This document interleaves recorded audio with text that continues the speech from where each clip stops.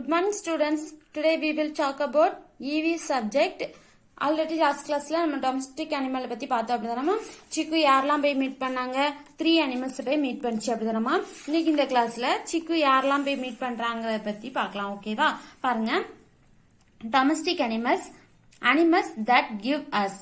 Some domestic animals give us food items like milk, egg, meat and honey. Some give us wool and leather. Domestic animals la some animals வந்து milk na என்னமா பால், egg முட்டை, meat na என்னமா இறைச்சி and honey na என்னமா தேன். Some give us wool and leather.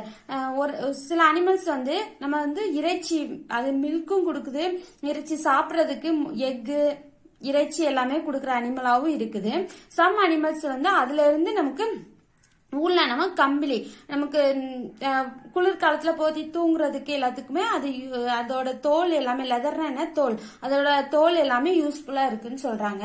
அது என்ன விலங்குகள்லாம் பார்க்கலாம். சரிங்களா? ஃபர்ஸ்ட் பாருங்க. Hello Chiku, I am a goat. This is my young one a kid. My home is a shed. People rear us for our milk and meat. They take us to grass.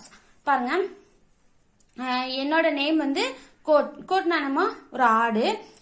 என்னோட குட்டி name என்ன kid. என்னோட house name shed. People rear use for our milk and meat. People வந்து என்ன எதுக்கு use பண்றாங்கன்னா பால்காகவும் இறைச்சிக்காகவும் என்ன use பண்ணிக்கிறாங்க. அப்புறம் வந்து என்ன புல் சாப்பிட்றதுக்கும் கூட்டிட்டு போவாங்கன்னு சொல்லி யார் சொல்றா? கோட் சொல்லுது. நெக்ஸ்ட் பாருங்க. ஹலோ சிக்கு, I M A sheep. My home is a set. My young one is a lamp. I give wool.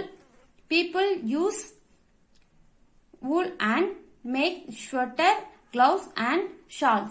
It keeps them warm. Hello Chikku, sheep நானமா செம்பரியாடு. செம்பரியாடு என்ன சொல்லுது? என்னோட ஹவுஸ் நேம், அதோட ஹோம் நேம் என்னது? ஷெட். அதோட young one name lamp.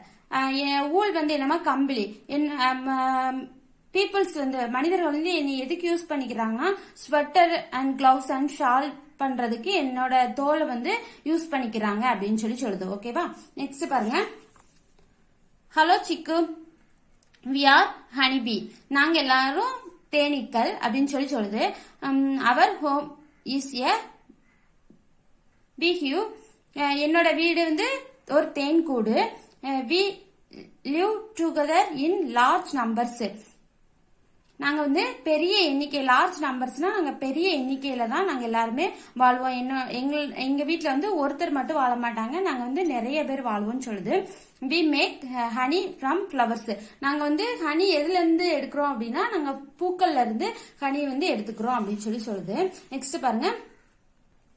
Hello சிக்கு, I am a hen. My home is called a hoop. My young one is a chick. We are reared for our egg and meat.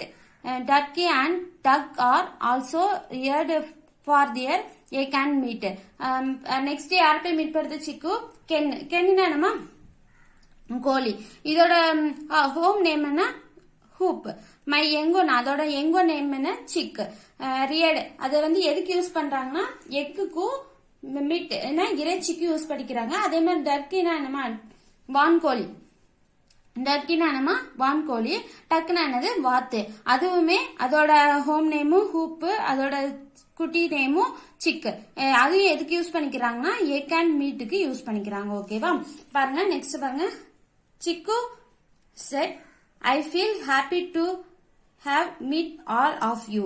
அது என்ன சொல்லுதுன்னா நான் உங்களை எல்லாத்தையும் meet பண்ணது ரொம்ப ஹாப்பியா ஃபீல் பண்றேன், ரொம்ப சந்தோஷமா இருக்கேன்னு சொல்லுது. Thank you and good bye. அது எல்லாத்துக்குமே தேங்க்யூ சொல்லிட்டு குட் பை சொல்லிச்சு. ஓகேவா? புரிஞ்சாமா? இது எதுக்கு என்னெல்லாம் பயன்படுது அப்படிங்கறத புரிஞ்சாமா? நெக்ஸ்ட் பாருங்க. Name the young once. இதோட யங் ஒன் நேம்லாம் என்னன்னு சொல்லி எழுதணும். ஓகேவா? புரிஞ்சா? Thank you students. நெக்ஸ்ட் கிளாஸ்ல பெட் அனிமல்ஸ் பத்தி பார்க்கலாம். ஓகேவா? தேங்க்யூ.